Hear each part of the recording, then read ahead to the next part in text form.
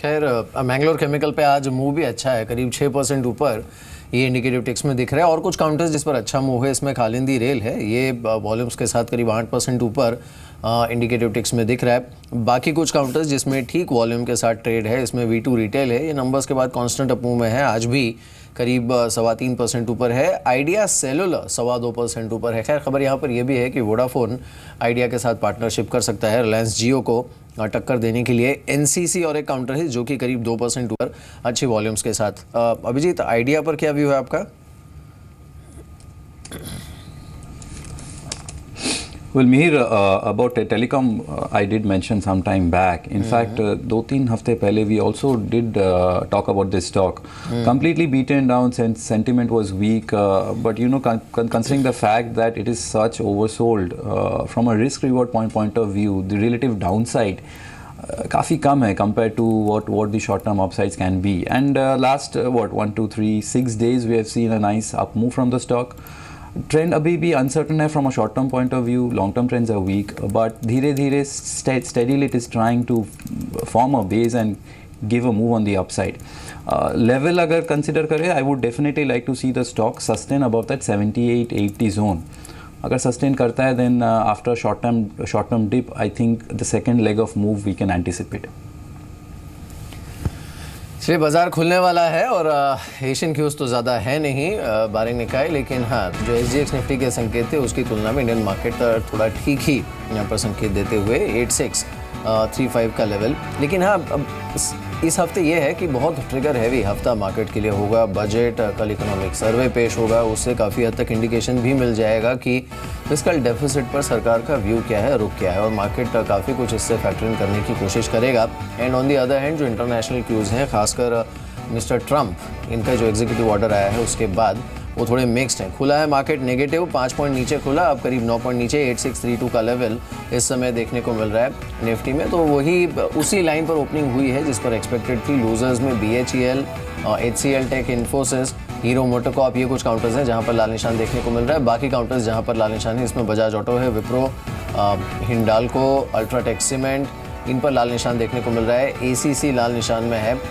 साथ ही जो गेनर्स हैं इसमें आइडिया सेलुलर करीब 2.5% ऊपर है, L&T करीब 1.25% ऊपर है, ग्रासिम करीब 1% ऊपर, और साथ ही ICICI बैंक यहाँ पर करीब 1% की मजबूती देखने को मिल रही है। आयशर मोटर्स, गेल, डॉक्टर रेड्डीज, इन काउंटर्स पर मजबूती देखने को मिल रही है। मिड कैप के गेनर्स को देखते हैं। मिड कैप में BEL है जो कि 3.5% ऊपर है, नंबर्स के बाद अच्छा इंपैक्ट। NCC करीब 3.25% ऊपर है। इप्का लैब्स और एम्फेसिस यहाँ पर मजबूती है। AB नोवो, यहाँ पर प्रमोटर मिस्टर कुमार मंगलम बिरला ने और स्टेक बढ़ाया है, उसके बाद अच्छा मूव है। साथ ही इमामी और कम्युनिकेशन, ये कुछ काउंटर्स हैं जिस पर मजबूती है।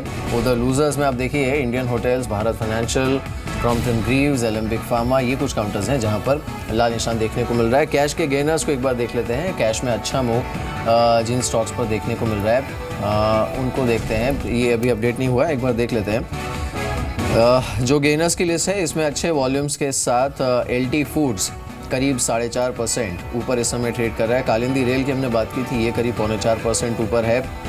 आयशर मोटर्स अब देख रहे हैं यहाँ पर मजबूती है। आइडिया सेलुलर अब 4.5% ऊपर है, अच्छे वॉल्यूम्स के साथ आइडिया करीब 4.5% ऊपर इस समय ट्रेड करते हुए।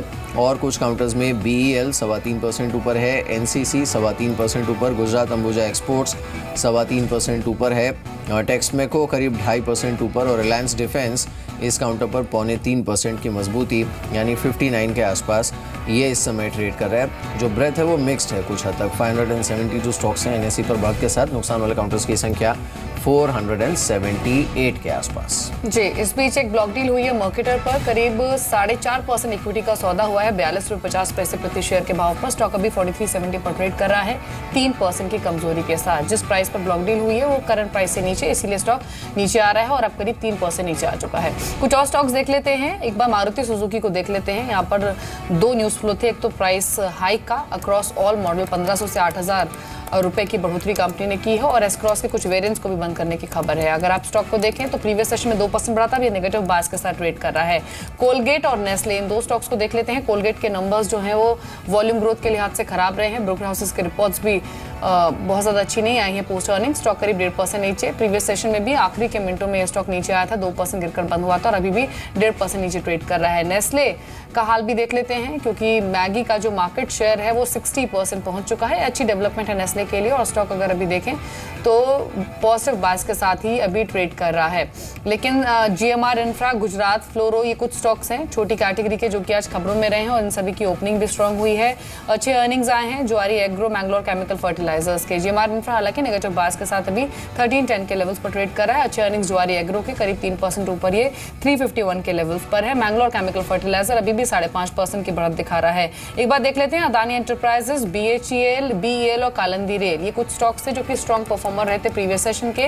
नेगेटिव ओपनिंग अदानी एंटरप्राइजेस के, हालांकि पिछले सेशन में 10% से ज्यादा बढ़कर ये बंद हुआ था। बीएचईएल कंसिस्टेंटली चला है पिछले कुछ सेशंस में, अभी 1% नीचे 138 के लेवल्स पर ट्रेड कर रहा है। एक बार बीईएल को देख लेते हैं, नंबर्स अच्छे आए हैं और दूसरी चीज कि बोर्ड ने 1:10 के रेशियो में स्टॉक स्प्लिट को भी अप्रूवल दिया है। स्टॉक 3% ऊपर ट्रेड कर रहा है 1583 के लेवल में, लेकिन एक कंसिस्टेंट मूवर ये स्टॉक भी रहा है। कालिंदी रेल पर ऑर्डर इनफ्लो की खबर है, इसीलिए स्टॉक की ओपनिंग भी पॉजिटिव हुई है और अभी भी विद वॉल्यूम्स ट्रेड कर रहा है 4% के गेंस के साथ 119 के लेवल्स पर। बिल्कुल। खैर चलिए, रेंज मार्केट की एटलीस्ट शुरुआत में तो यही लग रहा है कि थोड़ी लिमिटेड ही रहेगी, लेकिन 8636 के आसपास निफ्टी बैंक को देख लेते हैं। निफ्टी बैंक इस समय 24 पॉइंट नीचे है, 19,685 का लेवल यहाँ पर देखने को मिल रहा है। इसमें एचडीएफसी बैंक टॉप लूजर है, आधे % से ज़्यादा की गिरावट है। स्टेट बैंक ऑफ इंडिया आधे % नीचे है। Bank of Baroda, bank of India, yes bank, ये कुछ अन्य काउंटर्स हैं जो कि लाल निशान में हैं। क्या कहेंगे आज की ओपनिंग पर जय? Visit the office. जहाँ तक बैंक निफ्टी का सवाल है, ये जैसे मैंने बताया कि ऑन दी अपसाइड पहले 19,725 ये हमारा टारगेट से तो अचीव हो गए लास्ट ट्रेडिंग सेशन में। अब यहाँ से एक clear down trend line resistance है करीबन 19,980 के आसपास। ऑन द लोअर साइड जो जहाँ पे अभी ये ट्रेड कर रहा है करीबन 19,600 है, उसके नीचे 19,450 ये बहुत ही क्रूशल सपोर्ट है। आई थिंक ये जो रेंज है ये हमें आने वाले दिनों में देखने मिल सकती है। एक रेंज में ट्रेड करेगा मीर क्लियरली, थोड़ी ब्रॉड है, but 19,450 on the lower side से लेके 19,980 950 ऑन द अपसाइड, ये 500 पॉइंट की रेंज के बीच में I think bank Nifty trade करेगा। बिकॉज एक मेजर ब्रेकआउट में बैंक निफ्टी में अबाउट 19,950 980 के ऊपर ही देखने मिलेगा। अगर आप पूरा ये फॉल देखें जो हमें देखने मिला था right from the higher levels, so clearly एक डाउन ट्रेंड लाइन रेजिस्टेंस है वहाँ पे, और जब तक वो नहीं निकलता तब तक एक कहना मुश्किल है कि एक medium term reversal bank Nifty में आ चुका है और यहाँ से अभी एक नए हाइज नहीं मिले। बट येस, मैं कहूँगा कि 19,980 के ऊपर अगर क्लियर क्लोज देखने मिलता है on closing basis, I think एक बहुत ही बड़ा ब्रेकआउट है। उसके ऊपर तो लगभग नए हाइज तय ही है। तो till that happens I think एक ट्रेड में एक रेंज में ट्रेड कर सकता है। I think till then avoid, I think Nifty एक बेटर पोजीशन है compare to the bank Nifty. I think वहाँ पे on the lower side immediate target जैसे मैंने बताया था 8620 है, वहाँ पे मेरी खरीदने की सलाह भी है, और 8500 एक बहुत ही अहम सपोर्ट है एकदम शॉर्ट टर्म के लिए। तो आई थिंक वहाँ पे वॉलेटिलिटी और वहाँ पे ट्रेडिंग अपॉर्चुनिटीज़ ज़्यादा मिलेगी compare to the bank Nifty. दो शेयर्स देख लेते हैं, एक तो एल&टी और दूसरा आईटीसी। एल&टी का स्टॉक अगर अभी देखें तो करीब 1% से ज्यादा के गेंस के साथ ट्रेड कर रहा है दिन के ऊपरी स्तरों पर। गाइडेंस कट शायद प्राइस्ड इन था, क्योंकि अगर तमाम ब्रोकर हाउसेस के रिपोर्ट्स भी देखें तो उनके टारगेट्स जो हैं वो 1550 से 1750 रुपए की रेंज में है। अभी भी स्टॉक दिन के ऊपरी स्तरों पर है। वहीं आईटीसी को देखें तो सिमिलर केस है, यहाँ पे ज्यादातर ब्रोकर हाउसेस जो हैं वो बुलिश हैं, 300, 310, 330 तक के टारगेट्स की वो बात कर रहे हैं आईटीसी पर। दोनों शेयर्स डे हाई पर हैं। अभिजीत, दोनों पर टेक्निकल व्यू क्या है आपका, एल&टी और ITC? Well Deepali, ITC relatively काफ़ी स्ट्रॉन्ग ट्रेंड में है, because specially after the recent move 220-225 के लो से 265 का move one way, little stretched. If I want to buy at the current price, a little stretched. From a short term trading point of view, I would recommend just wait out. अगर supports के आसपास आता है, from a risk reward point of view makes sense. L&T on the other hand, it was within a range से निकल के अभी it's trying to give a fresh breakout. So momentum is packed more in L&T compared to ITC. So if the stock moves, I think L&T probably will move better in the immediate short-term time frame. So from a trading point of view, my bet would probably will go with L&T rather than ITC. बिल्कुल। एक बार जो heavy movers हैं उनको देख लेते हैं। एक तो आइडिया सेलुलर, आज हमने बाजार खुलने के पहले आपको एक खबर बताई थी कि वोडाफोन इनके साथ एक समझौता कर सकता है, जिसके तहत दोनों के जो ऑपरेशंस हैं उसमें कुछ सिनर्जी क्रिएट करने की बात हो सकती है, which might eventually lead to the merger. 5% ऊपर आइडिया सेलुलर ऑलमोस्ट इस समय ट्रेड कर रहा है। और एक काउंटर है रिलायंस डिफेंस, यहाँ पर इनके ऑर्डर इनफ्लो से जुड़ी खबर थी, उसके बाद रिलायंस डिफेंस करीब 2.5% ऊपर इस समय ट्रेड कर रहा है। एनसीसी पर हमने काफ़ी अच्छा मूव देखा। ये कुछ स्टॉक्स हैं जो शुरुआत में अच्छा मूव दे रहे हैं। इसमें गौरांग, ये जो स्टॉक्स है रिलायंस डिफेंस पर तो आपका व्यू मैंने सुना था, लेकिन आइडिया या फिर एनसीसी, इस पर इन लेवल्स पर आप क्या सलाह देंगे? वेल, मिहिर, आइडिया और भारती दोनों पर हमारी कवरेज है, ये डिस्क्लोजर है मेरे दोस्त। और मेरा ये मानना है कि अगर ये खबर जो जिक्र कर रहे हैं आप, अगर ये आने वाले समय में स्पष्टीकरण आता है और मूल्यांकन को लेकर के कुछ और गहराई से बात होती और ये पब्लिक डोमेन में आती है, तो और भी मेरे ख्याल से सरलता होती हम जैसे विशेषज्ञों के लिए इसका और विश्लेषण करने के लिए। लेकिन वैल्यूएशन का हमें अंदाज़ा नहीं है अभी, तो ये तो आने वाले समय में पता चलेगा। और एक बात बिल्कुल है Mihir, telecom cellular service provider companies में ये जो M&A एक्टिविटी है, विलय की जो गतिविधि है, वो और भी तेज़ हो सकती है, क्योंकि आपको सामना करना पड़ रहा है एक बहुत ही बड़ा कंपटीशन का रिलायंस जियो के रूप में, जो कि मुफ्त सेवाएं 31 मार्च 2017 तक उपलब्ध करा रही है। और मैं ये भी मानता हूँ कि ये सब पूरा M&A और मर्जर के बाद महज 2 या 3 या 4 कंपनियाँ खड़ी होगी, जो कि लार्जर मार्केट शेयर इनके पास होगा और प्राइसिंग पावर भी आएगा, लेकिन इसके लिए काफ़ी समय लग सकता है। NBCC पर हमारी कवरेज है और ये मैं मानता हूँ कि बजट में जो इंफ्रास्ट्रक्चर का ढांचा है उसको बहुत ही तेज़ गति से आगे लेके जाने के लिए, सुधार करने के लिए और प्रोजेक्ट्स एग्जीक्यूट करने के लिए सरकार बड़ी मात्रा में खर्च करेगी। तो जो भी कंपनियां रास्ते बनाने के कामकाज में है या फिर इंफ्रास्ट्रक्चर के कामकाज में है, उसको आने वाले समय में ऑर्डर मिलने के आधार पर नतीजे में सुधार हो सकता है और शेयर के दाम ऊपर जा सकते हैं। लेकिन एक ही विनंती है आपके दर्शकों को कि आप ध्यान रख के निवेश करें। ऐसा नहीं है कि आप GVK, GMR या फिर लैंडको जैसी कंपनी में निवेश करें और उम्मीद रखें कि आपको शानदार रिटर्न मिले। अभिजीत, BEL और जस्ट डायल दोनों ही स्टॉक्स अच्छी स्ट्रेंथ दिखा रहे हैं अभी, और पिछले पूरे वीक भी कांस्टेंट मूवर रहे थे। अभी क्या व्यू है आपका, क्या हो सकते हैं दोनों ही शेयर्स में next targets?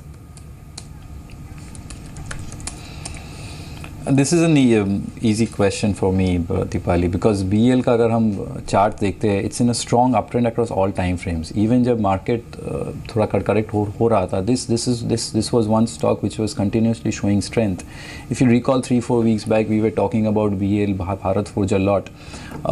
Stock is gaining strength after strength and underlying trend काफ़ी स्ट्रॉन्ग है, so make sense to hold on to it. Justdial एक अंडर परफॉर्मिंग स्टॉक रहा है, recently it has moved into a range, volumes pick up हुआ है, it's a contra play completely, but at the current juncture there are far better stocks to put your money rather than to go into a stock which has been underperforming for such a long time.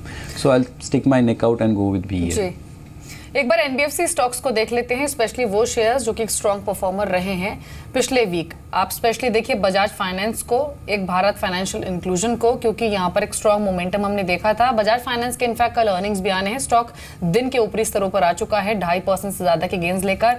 Bharat financial, ये इसमें काफी एक strong move देखा गया था। अभी ये खुला नीचे था, लेकिन लोअर लेवल से एक अच्छी रिकवरी स्टॉक ने दिखाई है। बाकी स्टॉक्स भी बढ़त दिखा रहे हैं, जैसे मुथूट कैपिटल है, मुथूट फाइनेंशियल है, Shriram city union flat trade कर रहा है अभी के सेशन में। लेकिन गौरांग, स्पेशली भारत फाइनेंशियल और बजाज फाइनेंस, इन दोनों स्टॉक्स पर आपका क्या व्यू है, स्पेशली ये ध्यान में रखते हुए कि एक स्ट्रॉन्ग मूव ऑलरेडी इनमें हमने देखा है पिछले कुछ सेशंस में? तो ये स्टॉक मेरे ख्याल से 650 के नीचे गया था तीव्र गति से, करीबन 850-900 के स्तर से, और एक सोच बाजार में ये लगाई जा रही थी कि डीमोनेटाइजेशन या नोटबंदी को लेकर के माइक्रो फाइनेंस कंपनीज पर बहुत ही बुरा असर पड़ेगा। लेकिन हकीकत ये है, और मैं पिछले हफ्ते भी जिक्र कर रहा था जब अंचल ITC के नतीजों के ऊपर कुछ नज़रिया दे रहे थे, और मैंने बताया था कि आप मुझे एक consumer durable, consumer discretionary FMCG या माइक्रो फाइनेंस कंपनी या NBFC कंपनी एक दिखाए जहाँ पर डीमोनेटाइजेशन का नकारात्मक सा असर पड़ा है। तीसरी तिमाही में ऐसा कुछ भी नज़र नहीं आया जो कि अंदाज़ा बाजार लगा रहा था, और मेरा भी यही विश्वास था कि इस तरीके के इम्पैक्ट नहीं आएंगे, और ऊपर से चौथी तिमाही और अगले वित्तीय साल में आपको बहुत ही शानदार रुझान देखने मिलेगा नतीजों के आधार पर। 650 के आसपास हमने कवायद की थी भारत फाइनेंशियल में निवेश करने के लिए, वो अभी बरकरार है। बजाज फाइनेंस पर भी हमारी कवरेज है, इसके साथ साथ Bajaj Finserv, M&M financials, Reliance capital, Sundaram finance, Cholamandalam, ये सभी कंपनियों डाइवर्सिफाइड आप अगर कहना चाहें NBFCs, इस पर हमारी कवरेज है।